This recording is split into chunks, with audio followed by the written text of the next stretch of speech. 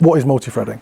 It's like approaching on lots of different like forms, so emailing and then like calling and then like LinkedIn, lots of different outreach and trying with different personas as well. So Yeah. total coverage. So if you think of the org, the pyramid, you know, CEO, management, etc., you're going to different layers, and then you're also doing different stages. So you've got the cadence of different touch points, and you're also threading at different levels in the organization.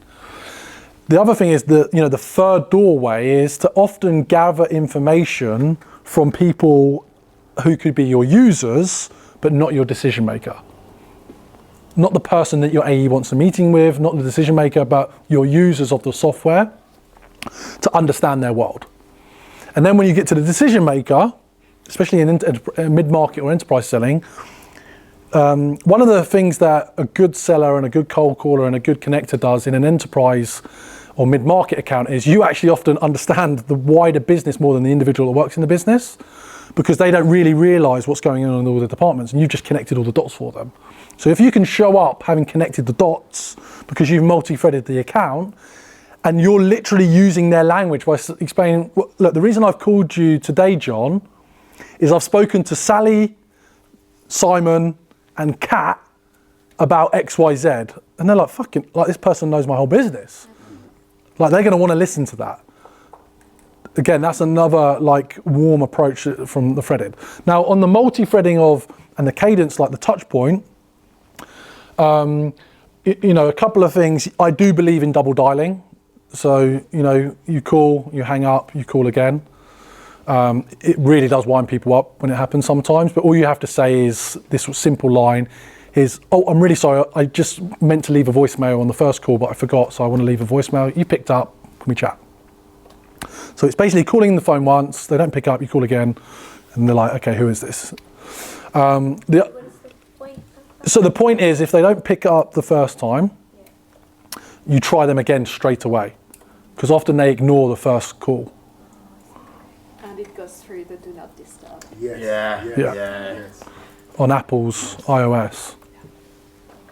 Do you know what the do not disturb? Just gonna get a drink, one sec. So when you're in that, yeah.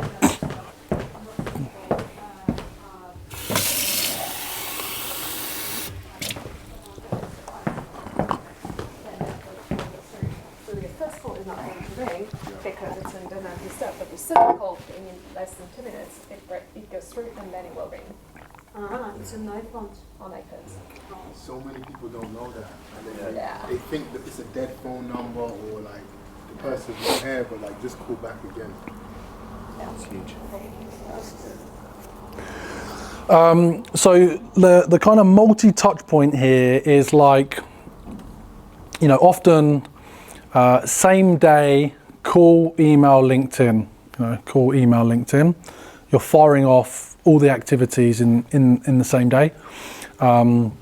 And like, again, you know, people use bump emails in a cadence differently, typically 48 hours, so 2 days.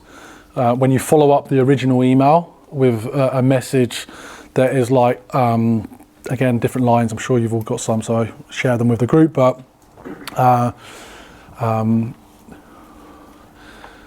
I mean, I'm trying to stop myself from using lines that I even use that are standard. So,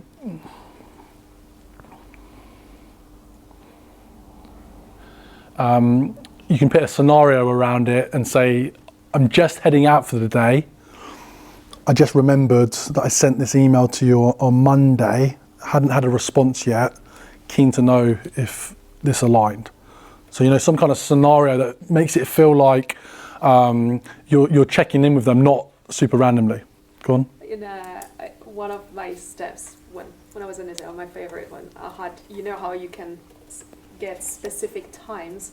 I would have some specific for the bumped email that would send during the commute times. So like between 8 and 8:20 in the morning and around like 5:45 p.m. in the evening. And then it would say, hey, did you have time to read my email? Sent from my iPhone. Yes, perfect. And then it's during the commute time, so it's like literally I'm going through my mailbox, I'm in the tube, I have nothing else to do. It's completely automated, but it goes at those specific times and it's a specific step in the sequence that has its own schedule to be on the commute times. Yeah. So like you could schedule your bump email, i.e. the second step, at 5:30 every day. I'm just running out the office, but wanted to make sure that you saw this before I left for the day. It's like a push that you send already. Yeah, so depending on what you're using, I use Outreach, but you can have the generic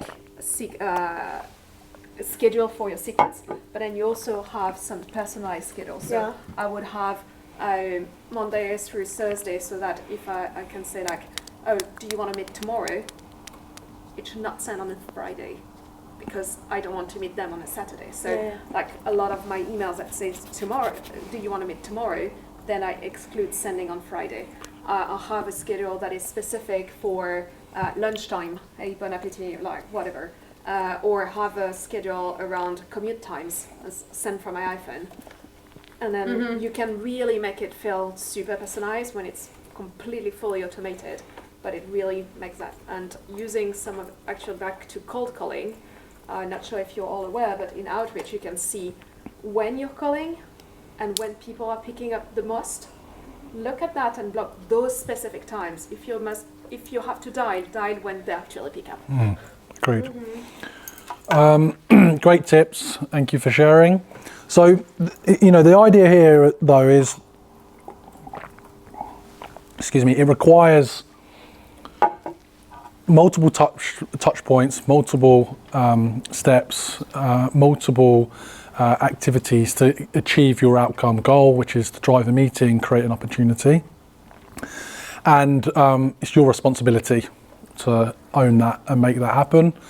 And one of the other things is, to my point earlier of shuffling files or paper, shuffling paper, is that we can get so distracted in the CRM, in the meetings, in the coffee, in the ice cooler, and really, if we are not doing an activity that is driving an outcome, i.e. dialing someone, sending that email, writing that LinkedIn message, we're not really doing our job. And if I'm honest, in this kind of quite woke and like nervous culture we're in a little bit now, no one wants to tell you you've got to work hard these days. It's like, okay, you've done enough. And it's like, frankly, if you're not getting results, you're not doing enough. Let's be honest. And your own responsibility is your own time to get results. If you're not getting results, you need to figure that out. And it might require you to do more. It might require you to start your cold calling at 8 a.m. before people get in. Sorry, that's what it might require, right? Like it might require for you to dial those extra numbers just before you go home. Like, it's activity is still important. Smart activity, yes, but like this is still statistically a numbers game. X% of the data that you dial is going to take a meeting, X% is going to become an opportunity, X% is going to close. It's your funnel, right? So let's just sometimes remind ourselves of the basics. We talked about voice notes earlier on LinkedIn. That's another touch point, a reminder. We did our little video exercise earlier. It's part of your cadence, a video. If you're not using it, why not? That's a step in there. You can do 21-minute videos in 20 minutes, super personalized. You only need one to convert to make it useful.